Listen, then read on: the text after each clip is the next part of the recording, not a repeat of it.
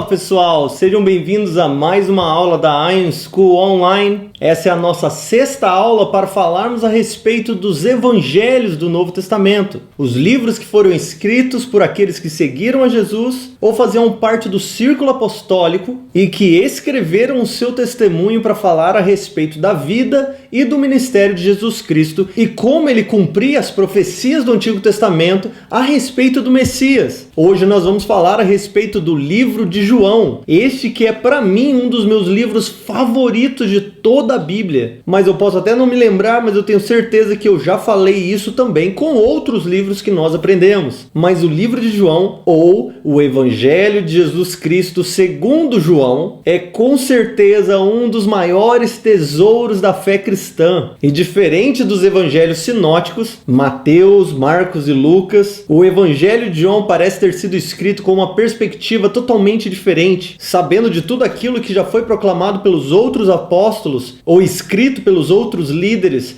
João estava aqui escrevendo o seu evangelho como um verdadeiro defensor da fé, ele que verdadeiramente foi uma testemunha ocular de tudo aquilo que ele escreveu, tendo toda a autoridade para declarar o evangelho de Jesus Cristo. Nos deixou esse tesouro e é a respeito dele que nós vamos falar hoje. Quando nós falamos a respeito da autoria do livro de João, nós também vamos precisar oficialmente dizer que é anônimo, já que ele não se apresentou dizendo eu sou João, o apóstolo, ou este é o evangelho segundo João. Então nós precisamos deixar como anônimo, mas nós temos aqui, diferente dos outros evangelhos, tanto a tradição quanto algumas provas internas que nos ajudam a facilmente declarar que este evangelho foi escrito por João. Então as tradições cristãs desde a igreja primitiva já vão dizer que João escreveu este livro no final ainda do primeiro século da era cristã, lá em Éfeso, cidade da Ásia Menor. E aí nós temos também Irineu, que era um discípulo de Policarpo, que era um discípulo direto de João. E segundo Irineu, que ouviu diretamente do discípulo de João, este evangelho realmente foi escrito por João, o apóstolo amado. Só que o autor escreve a respeito de si mesmo como sendo aquele a quem Jesus amava. E ele faz isso não por egoísmo, mas para de certa forma deixar claro a profundeza do relacionamento que ele tinha com Jesus a respeito de quem ele estava escrevendo. Ele não era alguém de longe da multidão que estava ali presenciando tudo aquilo. Era alguém que estava realmente dentro do círculo mais íntimo de Jesus. E assim, tanto os evangelhos sinóticos quanto o livro de João vão sempre apontar o apóstolo João em relação com Pedro e Tiago, já que João era irmão de Tiago e junto com Pedro eles formavam esse ciclo interno de amizade com Jesus. Os outros evangelhos vão nos contar de que em muitos lugares apenas Jesus, João, Tiago e Pedro iam, enquanto os outros apóstolos ficavam em algum lugar que nós não sabemos. Mas como na data em que esse livro foi escrito, Tiago já tinha sido morto, martirizado há muito tempo, como nós ouvimos lá no capítulo 12 de Atos, do versículo de 1 a 5, e Pedro aqui dentro do livro é relatado como sendo Pedro, diferente do apóstolo ou aquele a quem Jesus amava, então é óbvio que esse discípulo a quem Jesus amava não era Pedro. Então só nos resta um, aquele a quem Jesus amava, dentro desse círculo íntimo, seria João. Isso também sendo que o autor do livro não cita o nome de João em momento algum. Isso porque ele estava falando a respeito de si mesmo como sendo este amado. Agora, lá no capítulo 21, o último capítulo do livro, nos versículos 23 e 24, quando falando a respeito de João, esse discípulo a quem Jesus amava, o autor escreveu dizendo que divulgou-se entre os irmãos que este discípulo, o discípulo amado, não morreria. E já já nós vamos ver o porquê que eles disseram isso. Mas aí no versículo 24 ele vai dizer assim: e é este discípulo que dá testemunho dessas coisas e as escreve. Então quem está escrevendo o livro que nós estamos lendo agora é o mesmo discípulo amado a respeito de quem criou-se um boato de que ele não morreria. Este discípulo é João. E por essas evidências internas, juntas com a forte tradição cristã, é que nós afirmamos que o autor deste livro é João, o apóstolo amado. Mas para falar a respeito de quando o livro foi escrito, por muito tempo estudiosos diziam que o livro de João tinha sido escrito já no 2º século, muito longe da vida de João. Isso porque ainda não tinha sido descoberto nem o manuscrito do 1º século do livro de João. Mas depois que foi descoberto o manuscrito ou fragmentos desse manuscrito do livro de João, foi que começaram a aceitar a autoria verdadeira de João, mesmo tendo a tradição há muito tempo. Mas agora, tendo aceito que João escreveu no 1º século, alguns estudiosos vão dizer que João escreveu antes do ano 70, antes da destruição de Jerusalém, já que ele não fala sobre a destruição, já que ele não fala a respeito da profecia de Jesus, como em Mateus 24, que ele declara que pedra sobre pedra não ficará, tudo será destruído. Então ele provavelmente escreveu antes do ano 70. Mas a maioria dos especialistas do Novo Testamento vão afirmar que, segundo as tradições e as evidências textuais, eles vão afirmar que o livro de João teria sido escrito entre 85 a 95 depois de Cristo, logo antes da virada do século, já nos últimos dias da vida de João, enquanto ele estava lá em Éfeso. E isso caso você não saiba que ele não morreu em Patmos, mas ele morreu em Éfeso. E o versículo-chave do livro de João será João, capítulo 20, do 30 a 31, que vai nos contar a motivação de João a escrever o seu livro. Lá diz o seguinte, que Jesus realizou na presença dos seus discípulos ainda muitos outros sinais que não estão registrados nesse livro. Estes sinais, porém, foram registrados para que possais crer que Jesus Cristo é o Filho de Deus, e para que crendo tenhais vida em seu nome. E esse versículo é incrível, mas nós poderíamos também citar outros versículos que serviriam como versículo-chave desse livro e que são muito conhecidos também, como por exemplo João 3,16, porque Deus amou o mundo de tal maneira que deu o seu único Filho para que todo aquele que nele crê não pereça, mas tenha vida eterna. Ou também poderíamos citar João capítulo 1, versículo 1. No princípio era o Logos, e o Logos estava com Deus, e o Logos era Deus. Ou talvez até João 17,3, que é um dos meus versículos favoritos. Pois a vida eterna é isto, que conheçam a ti, o único Deus verdadeiro, e a Jesus Cristo a quem enviaste. E a ênfase do livro de João está na pré-existência e divindade de Jesus. João deseja que todos creiam que ele é o Filho de Deus, é o Verbo de Deus, é o Cristo de Deus e é o próprio Deus, quando ele afirma que Jesus declarou a si mesmo como sendo o grande eu sou. Então, enquanto os 3 primeiros evangelhos, os evangelhos sinóticos, vão focar na vida e no ministério de Jesus lá na Galileia em especial, João vai escrever o seu livro enfatizando nos sinais e cumprimentos simbólicos de Jesus como sendo aquele que foi enviado por Deus. Mateus, que escreveu seu livro para os judeus, retrata Jesus como o Cristo dos judeus, o Messias dos judeus. Marcos vai apresentar Jesus como sendo o servo sofredor, e é ele quem escreve para os romanos. Lucas apresenta Cristo como o Filho do homem, e é ele quem escreve para os gregos. Agora João vai apresentar Jesus Cristo como sendo o Filho de Deus e escreve o seu evangelho para qualquer um que puder ler, porque o desejo dele é de que todos creiam.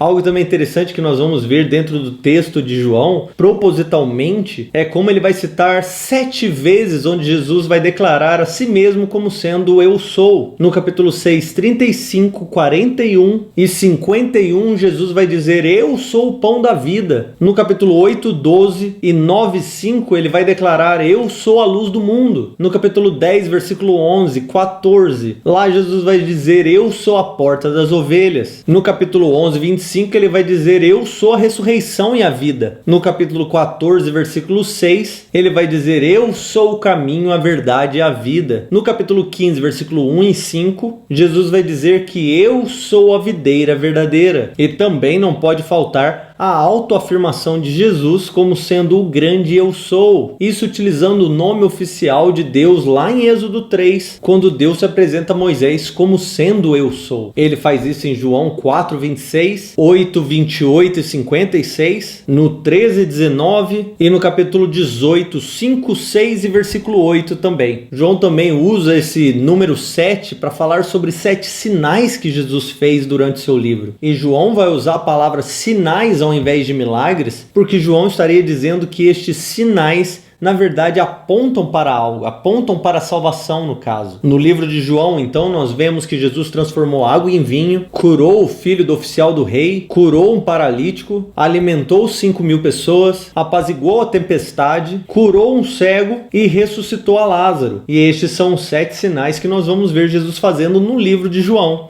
diferente dos outros muitos milagres que Jesus fez nos livros dos evangelhos sinóticos. E é assim que nós vamos entrar no nosso esboço do livro de João, começando pelo capítulo 1, versículo 1, até o capítulo 1, versículo 18, com o prólogo do livro. E este prólogo é preciosíssimo, porque é aqui que João vai falar a respeito da pré-existência de Jesus. Ele não era um simples homem, ele já existia antes do momento que nós o conhecemos. Não somente isso, ele já existia antes da fundação do mundo. Por quê? Porque no princípio ele era o Logos, que significa o verbo, e o Logos estava com Deus. E este Logos não estava separado de Deus, este Logos era Deus. A palavra Logos aí era muito usada pelos filósofos na época de João para falar a respeito dessa fonte existencial, esse raciocínio, essa razão que deu existência a todas as coisas. João pega essa mesma palavra e diz assim: não. A razão, o discurso, a lógica de toda a criação é Jesus Cristo. E Jesus Cristo é Deus. E este verbo estava no princípio com Deus. Todas as coisas foram, na verdade, feitas por intermédio dele. Ele já estava lá. Ele já existia. A vida estava nele e ele era a luz dos homens. Sabe aquela luz que Deus declarou, haja luz? Aquela luz, na verdade, veio de Cristo. Jesus, o Cristo. Ele é a fonte da luz que traz iluminação aos homens. Antes que o sol existisse, Jesus é. E o Verbo se fez carne e habitou entre nós, cheio de graça e de verdade. Nós vimos a sua glória, como a glória do unigênito do Pai. Nossa, que lindo! Eu poderia gastar o restante dessa aula só falando a respeito desse prólogo. Aqui também no prólogo nós temos o começo desse tema do novo êxodo que está para acontecer. E os que creem em Jesus são os verdadeiros filhos de Deus. Que ele vai dizer, porque todos os que o receberam, todos que creram nele, Jesus deu-lhes a prerrogativa de se tornarem filhos de Deus. Os que não creram, esses não podem ser chamados de filhos de Deus. Depois do nosso esboço do capítulo 1, versículo 19, até o capítulo 2, versículo 12, é onde nós vemos o Messias, o Filho de Deus, se manifestando a seus discípulos primeiro. Essa sessão ela vai acontecer num período de 7 dias, isso segundo a proclamação de João. E nós vamos dividir essa sessão em 3 porções. A primeira porção vai do capítulo 1, versículo 19, até o versículo 42, do primeiro dia ao terceiro dia. Os 3 primeiros dias vão cuidar das 3 coisas que João Batista declarou durante o seu ministério. Nos versículos 7 e 8, ele não era luz, do versículo 19 ao 28, mas ele veio para dar testemunho da luz, e ele vai fazer isso por meio de 4 confissões messiânicas, do 29 ao 34, e que o seu testemunho era para os outros, neste caso para que até mesmo os próprios discípulos de João Batista crescem em Jesus como sendo Cristo, e não no próprio João Batista, do 35 ao 42. Essa primeira porção vai finalizar com a celebração de André, Simão Pedro e possivelmente o próprio João, celebrando aqui que eles encontraram o Messias. A segunda porção vai do capítulo 1, 42 até o 51, com o 4º dia. Nesse dia aqui a ênfase é o tema do cumprimento das profecias ou expectativas judaicas, e é esse tema que vai permear toda a história até o final. Filipe, lá no versículo 45, vai dizer para Natanael: nós encontramos o Messias, aquele a quem Moisés escreveu na lei, sobre quem também os profetas escreveram. Ele é Jesus de Nazaré, o filho de José. E quando Jesus conhece Natanael, ele faz ali um jogo de palavras com o nome de Jacó, que significa enganador. Mas ele vira para Natanael e diz que nele não há fingimento, o que vai levar Natanael a fazer uma confissão de que ele realmente é Cristo. E essa é a confissão mais judaica que nós temos nesse evangelho. Ele vai dizer assim: Rabi, que significa mestre, tu és o filho de Deus, tu és o rei de Israel. Betel, que seria outra maneira de chamar Jesus de Cristo também. Então Natanael pega aqui todas as profecias do Antigo Testamento e diz assim: você é aquele que nós esperávamos. E Jesus responde Natanael aqui, novamente com alguma relação com Jacó, dizendo: verdadeiramente vos digo que vocês verão o céu aberto e vocês verão anjos de Deus subindo e descendo sobre o Filho do Homem, da mesma maneira como o sonho da escada de Jacó, lá em Gênesis 28. Mas aquele lugar chamado Betel, significando a casa de Deus, é na verdade o próprio Jesus. É sobre ele que os anjos subirão e descerão. Ele é o véu, ele é o caminho para acessarmos Deus. A próxima porção dessa sessão vai do capítulo 2, versículo 1 até o versículo 12, com o sétimo dia. Esse aqui é o clímax dessa sessão, quando Jesus guarda o melhor vinho para o final. E ele é guardado em 6 jarros de pedra, usados para a purificação cerimonial judaica. E é dessa maneira que o vinho é servido. Isso acontece lá no casamento do Caná da Galileia. E é com essa demonstração de sua glória, por meio deste sinal, que seus discípulos creram nele. Depois, avançando no nosso esboço, do capítulo 2, versículo 13, até o capítulo 12, versículo 50, com o Messias, o Filho de Deus, sendo manifestado para o mundo. E é muito interessante como João prepara essa sessão aqui, porque aqui João situa cada uma das suas narrativas no ambiente de festividade judaica. E em cada caso, Jesus cumpre aspectos das expectativas judaicas para cada uma dessas festas. Essa sessão está dividida em 7 porções, e a primeira porção vai do capítulo 2, versículo 13, até o capítulo 4, versículo 54, com a primeira Páscoa. Bem diferente da cronologia usada pelos outros evangelhos, aqui no contexto da primeira Páscoa é onde Jesus vai purificar o templo, onde a importância está em 2 aspectos. Primeiro, as ações de Jesus vão dividir o mundo entre aqueles que creem e aqueles que não creem em Jesus. E segundo, que o próprio Jesus estava substituindo o templo como sendo o local da presença de Deus na terra. Aí depois desse acontecimento segue uma série de 4 narrativas. Nicodemos, do capítulo 3, versículo 1 ao 21, com o nascer de novo, o motivo pelo qual Jesus veio ao mundo, para que todo aquele que nele crê não pereça, mas tenha vida eterna. Depois João Batista, como sendo amigo do noivo, do capítulo 22 ao 36. E aí nós temos uma grande sessão do capítulo 4, do 1 ao 42, falando a respeito dos samaritanos e a água viva que sacia a sede eternamente. Depois vem o filho do oficial que é curado de uma enfermidade de morte, do capítulo 4, versículo 43 até o 54. E ainda sobre João 3,16, eu gosto de dizer que o amor do Pai, demonstrado pelo Filho, ele é tanto inclusivo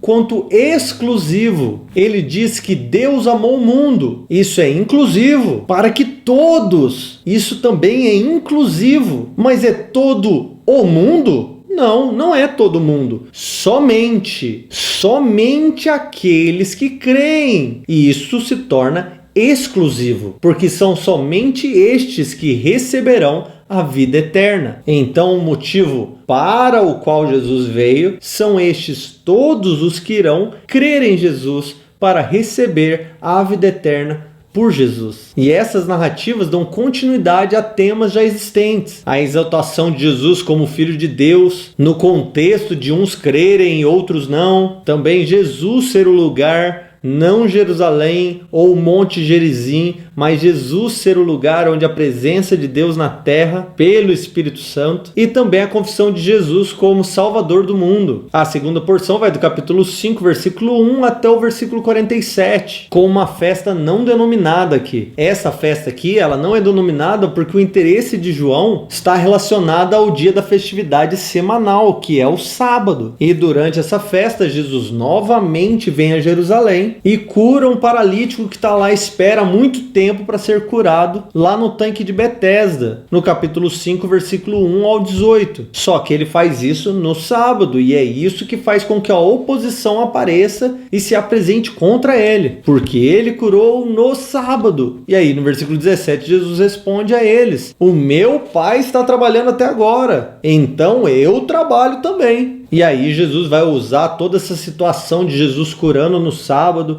a oposição, para apresentar a missão de Jesus na terra. No versículo 19, Jesus vai dizer assim: em verdade vos digo que o Filho não pode fazer nada por si mesmo, senão o que vir o Pai fazer, porque tudo o que ele faz, o Filho faz também.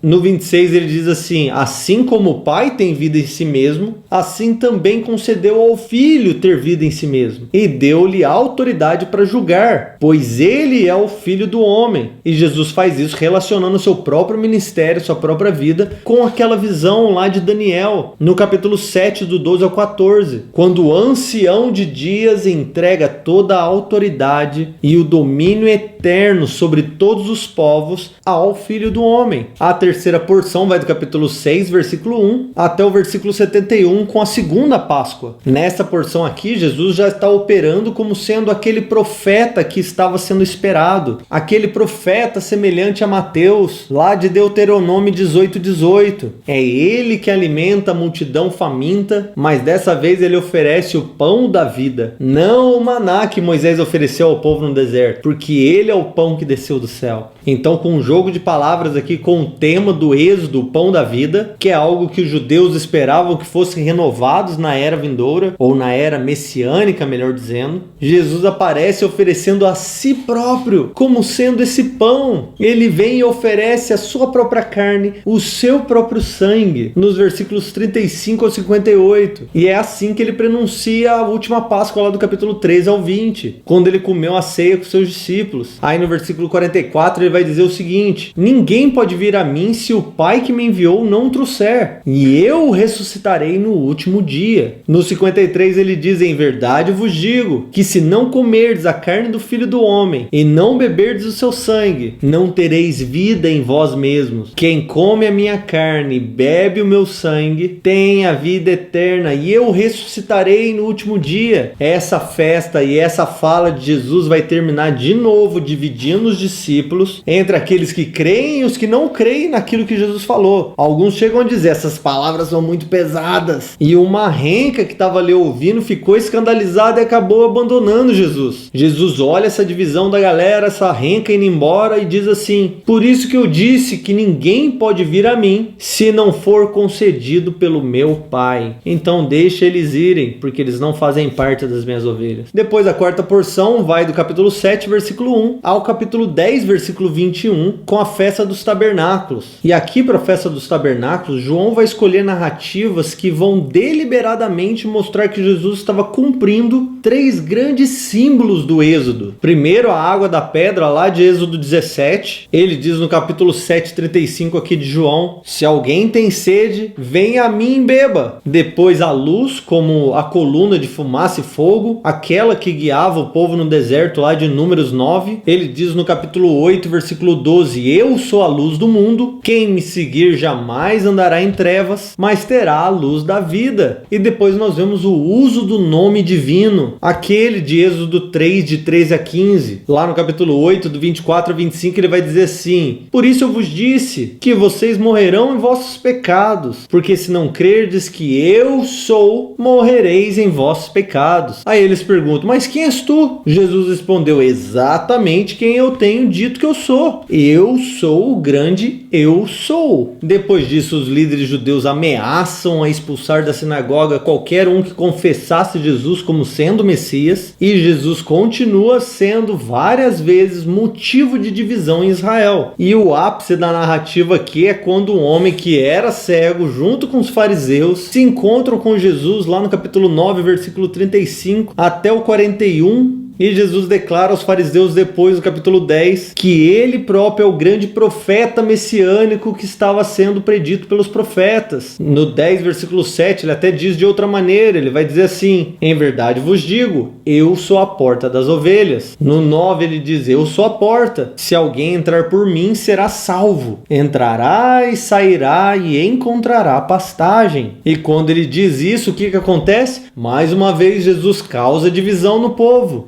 Aí a quinta porção vai lá do capítulo 10, versículo 22 até o versículo 42 com a festa da dedicação. Essa festa da dedicação era aquela festa que celebrava a restauração que aconteceu pelos macabeus, lembra? Quando eles purificaram o segundo templo que foi profanado por Antíoco Epifânio. E essa festa era uma festa de patriotismo e messianismo judaico. No meio desse ambiente, Jesus aparece lá no meio do pátio do templo como sendo o Messias, o Filho de Deus, o que novamente vai causar divisão em Israel. Nesse momento, alguns já queriam prender Jesus, outros creram em quem ele era. No versículo 24, alguns vêm para Jesus e falam assim: poxa, você vai nos deixar em suspense até quando? Se você é o Cristo, nos diga abertamente. Aí no 25, Jesus responde: uai, eu já respondi vocês, eu já disse para vocês sobre isso, mas vocês não creram. E as obras que eu faço em nome do meu Pai dão testemunhos de mim. Aí depois a sexta porção vai lá do capítulo 11, versículo 1 até o 12, versículo 36, com o prelúdio para a última ceia. Nessa porção, no prelúdio para a última ceia, está repleto de eventos que vão apontar lá para os capítulos 13 ao 20. E o ápice aqui dos sinais realizados por aquele que está dizendo: eu sou o Messias, o Filho de Deus, sou eu que estou oferecendo a vida eterna. O que ele faz? Ele ressuscita um homem, ressuscita Lázaro. Mas isso, ironicamente, é exatamente o que vai levar Jesus à morte. O fato dele ter ressuscitado Lázaro. E essa ressurreição que ele trouxe a Lázaro, na verdade, estava apontando para uma ressurreição maior que acontecerá. E no 11:25 ele vai dizer: eu sou a ressurreição e a vida. Quem crê em mim, mesmo que morra, viverá. E todo aquele que vive e crê em mim jamais morrerá. Isso em contexto da afirmação de Jesus de que Deus é um Deus dos vivos e não de mortos. Então aqueles que creem nele permanecem vivos, mas ressuscitarão no último dia. Aí no capítulo 11, 51 e 52, o sumo sacerdote profetiza que é necessário que um homem morra por toda a nação. Depois no 12, do 1 ao 11,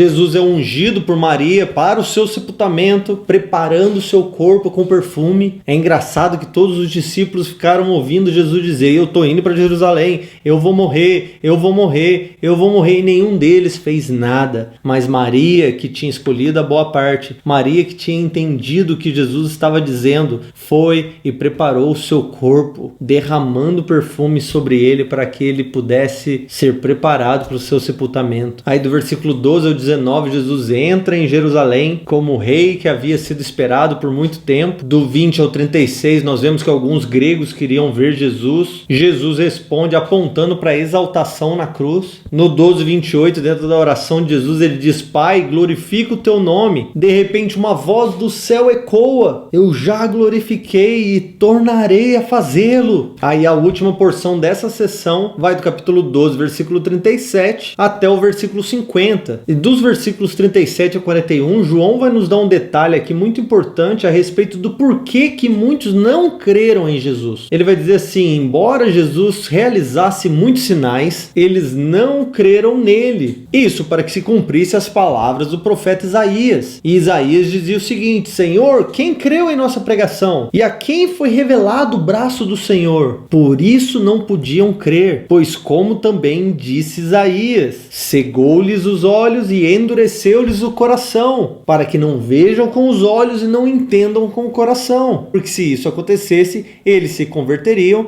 e eu os curaria. Aí no versículo 41, João vai dizer o seguinte, presta atenção: Isaías disse isso porque viu a glória de Jesus e falou sobre ele. Que loucura! O que Isaías viu, como Isaías viu, eu não faço ideia. O que eu sei é que eu acredito nas palavras de João quando ele declara isso. E a conclusão de tudo isso que eu acabei de dizer é: a casa está dividida. No versículo 48 ele diz: quem me rejeita e não aceita as minhas palavras, já tem o seu juiz. A palavra que eu tenho pregado, é ela quem vai julgar vocês no último dia. Depois, avançando no nosso esboço, do capítulo 13, versículo 1, até o capítulo 20, versículo 31, com o Messias, o Filho de de Deus morrendo pelo mundo. Essa sessão também é dividida em duas porções, e a primeira vai do capítulo 13, versículo 1 ao 17, 26, com a última ceia com os discípulos. E é bem legal que nessa última longa conversa que Jesus tem com os discípulos, eles estão ao redor da mesa, comendo e bebendo, e Jesus vai repetir 3 temas várias vezes de várias maneiras diferentes. E estes também são 3 temas que nós vemos no livro todo. O primeiro, eu estou indo embora, já deu meu tempo, tô indo. O segundo, vocês vão ficar, vocês precisam permanecer para continuar a minha obra. E terceiro, é impossível que vocês façam essa obra sozinhos, e por isso eu vos enviarei o ajudador, o Espírito Santo. Aí no capítulo 13 ele se mostra como o servo, naquele momento em que ele se enrola numa toalha e ele começa a lavar os pés dos seus discípulos, e essa lavagem simboliza todo o seu ministério de servo. Ele veio do céu, se esvaziou, assumiu o papel de servo e ainda chama eles para segui-lo, para seguir o seu exemplo também, para serem como ele, servos de todos. No meio desse tempo de comunhão, desse tempo de mesa, como muitos chamam hoje em dia, 2 personagens que também se destacam. Um é Pedro, que parece muito zeloso aqui, não, Jesus, vai lavar meu pé, não pode e tal, mas é o mesmo Pedro que já vai negar Jesus. E o outro é Judas, que está ali comendo com Jesus, recebe a lavagem sem reclamar, mas é ele também que acaba traindo Jesus por dinheiro já. No capítulo 14, Jesus volta a enfatizar esses mesmos 3 temas. Do 1 ao 10, Jesus voltará para o Pai, a quem ele agora revelou plenamente. Do 11 ao 14, eles vão ficar para continuar as obras de Jesus. E do 15 ao 31, Jesus virá a eles na pessoa do Espírito Santo. Assim, Jesus permanecerá com eles. Essa porção aqui do capítulo 14 até o capítulo 17 é maravilhosa, é riquíssima. Todo cristão deveria conhecer o conteúdo de trás para frente, de frente para trás, porque essas falas e a oração de Jesus são valiosíssimas para a nossa caminhada. E esses 3 temas que Jesus falou agora no capítulo 13 é o que vão levar Jesus a falar agora no capítulo 15 a respeito da videira verdadeira, que é a fala que melhor descreve a aplicação da parábola da videira de Isaías 5. Ele vai dizer: eu sou a videira verdadeira, e é o meu Pai que é o agricultor, e todo ramo que está em mim e dá fruto, ele o limpa, porque assim ele vai dar mais fruto. Aí no versículo 6 ele diz: e quem não permanece em mim é jogado fora e seca, à semelhança do ramo. Esses são recolhidos e jogados no fogo. Aí em seguida, do capítulo 15, versículo 9 até o 16:33, ele vai passar mais uma vez em cima dos 3 temas, falando sobre sua ida, falando sobre a permanência dos discípulos e falando a respeito do papel do Espírito Santo em toda essa obra. No capítulo 16, do 8 ao 11, ele diz assim: quando o Espírito vier, ele convencerá o mundo do pecado, da justiça e do juízo. Do pecado, porque não creem em mim; da justiça, porque eu vou para meu Pai e já não me vereis mais; e do juízo, porque o príncipe deste mundo já está condenado. E por fim, a oração de Jesus, capítulo 17, de 1 a 26, que não somente foca nos mesmos temas, mas também vai falar a respeito do sucesso, ou apontar para o sucesso da missão dos discípulos. É nesse contexto que nós temos aquele versículo que eu amo, no capítulo 17, versículo 3, onde ele diz que esta é a vida eterna que eu vou dar para os meus discípulos, a vida eterna que eu vou dar para aqueles que creem em mim, que conheçam a ti, o único e verdadeiro Deus, e a Jesus Cristo a quem tu enviaste. E nessa oração que Jesus faz aqui, ele não ora somente para os seus discípulos imediatos, aqueles que estão ao seu redor, como ele também ora para os discípulos dos seus discípulos e discípulos dos seus discípulos, até chegar a nós. Quando ele diz no versículo 20, eu não somente rogo por estes, mas também por aqueles que irão crer em mim pelas palavras destes, para que todos sejam um, assim como tu, ó Pai, és em mim e eu em ti, e para que eles também estejam em nós, para que o mundo creia que tu me enviaste. Essa oração sacerdotal de Jesus, a oração do grande sumo sacerdote das nossas almas, é maravilhosa, e eu sempre fico pensando na seguinte coisa: como o Pai responde à oração de Jesus, como o Pai ouviu as orações do Filho, e é impossível que a oração de Jesus não seja respondida. Hoje ainda a oração de Jesus é respondida. em mim, em você, para que nós sejamos um enquanto estamos unidos no amor de Cristo e que Ele estará conosco até o fim dos tempos. Obrigado, Senhor, pela oração de Cristo por nós, aquele que vive para sempre para fazer intercessão ao nosso favor. Depois a segunda porção vai do capítulo 18, versículo 1, até o capítulo 20, versículo 31, com a prisão, morte e ressurreição de Jesus. A narrativa aqui vai começar contando o cumprimento profético do capítulo 13, primeiro com Judas, depois com Pedro. Aí depois João faz duas observações muito importantes. Primeiro, que Jesus é realmente o Messias, o rei de Israel, mas de um reino que não é deste mundo. E segundo, que Jesus vai morrer no mesmo horário, no mesmo tempo que os cordeiros estavam sendo mortos, os cordeiros para a Páscoa. Enquanto ele era levantado na cruz, a oferta pascual estava sendo apresentada diante de Deus, aquela única, a perfeita oferta para a remoção dos pecados, não somente para evitar a morte, mas para receber a vida eterna, todo aquele que cresce em Jesus. E a última declaração de Jesus, está consumado, confirma que Jesus cumpriu a obra para a qual ele veio ao mundo. Aí no capítulo 20 nós temos a narrativa da ressurreição de Jesus. E essa narrativa de João, ela vai focar muito mais no que aconteceu entre os discípulos, onde o final dos fatos é a grande comissão. Lá no versículo 19, Jesus vai aparecer no meio dos discípulos enquanto eles estão reunidos com as portas fechadas. Talvez isso justifique o que Lucas disse, que quando Jesus apareceu, eles acharam que eles estavam vendo um fantasma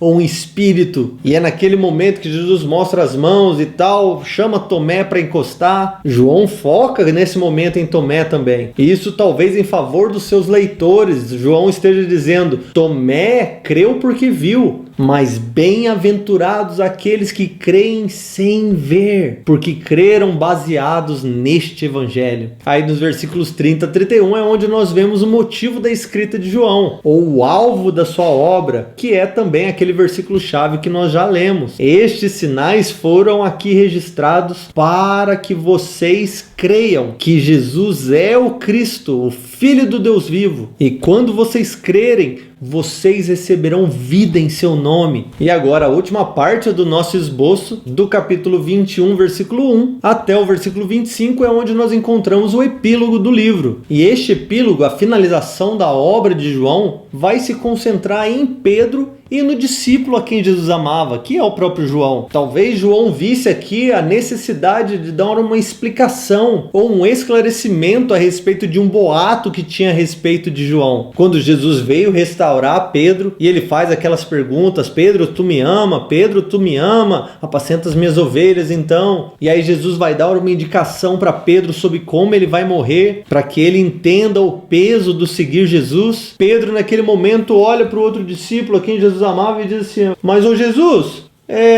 como é que ele vai morrer? Jesus fala assim para ele: Pedro, o que te importa se eu quiser que ele fique até eu voltar? E essa fala de Jesus acabou dando um BO, porque surgiu uma fofoca, um boato de que Jesus tinha dito que João nunca morreria. Imagina isso na cabeça dos discípulos, nas gerações que estavam sendo formadas ouvindo esse boato. Todos os discípulos já morreram, só falta João, ele ainda está vivo. João resolve escrever: não, Jesus nunca disse que o discípulo a quem ele amava viveria até Jesus voltar ou não morreria. Na verdade, Jesus quis dizer: o que te importa se eu quiser que ele viva, não que ele vai viver. E é interessante, se você não sabe disso, as lendas a respeito de vampiros começaram em cima deste boato a respeito da vida de João, que ele não morreria, mas ele viveria se alimentando do sangue de Jesus.